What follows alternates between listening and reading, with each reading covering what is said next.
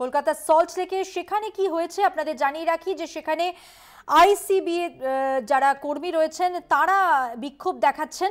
আপনারা দেখতে পাচ্ছেন সেই ছবি, যথেষ্ট উত্তেজনা রয়েছে সেখানেও। हजारों लोग रोड पर यहाँ और राहुल जी को देखना चाहते हैं, सुनना।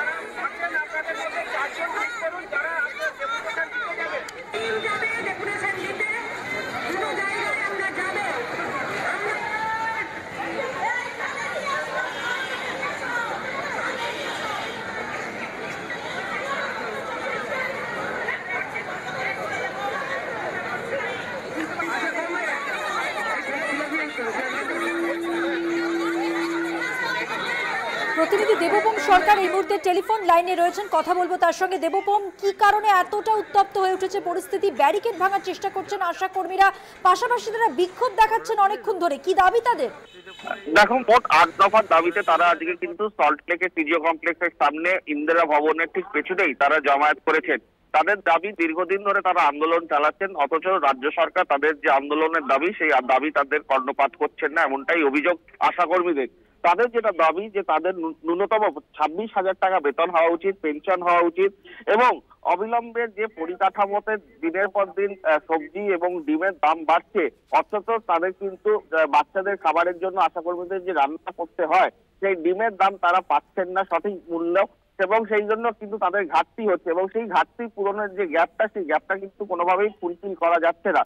দীর্ঘদিন ধরে তারা কিন্তু রাজ্য সরকারকে জানিয়ে আসা সত্ত্বেও সেই গ্যাপ কিন্তু ফুলফিল হচ্ছে না। পাশাপাশি যে পরিস্থিতিতে তারা রান্না করেন সেখানে প্রপার শেল্টার করে দেওয়ার জন্য আবেদন জানানো হয়েছিল। আশা কর্মীদের যে ড্রেস পরে তারা রান্না করবেন সেই ড্রেসের কথা বলা হয়েছিল, কিন্তু বহু বছর অতিক্রান্ত হয়ে গেছে, কিন্তু তাদের দাবি শোনা হচ্ছে না। এই মর্মে তারা 8 দফার দাবিতে আজকে কিন্তু উপস্থিত হয়েছেন।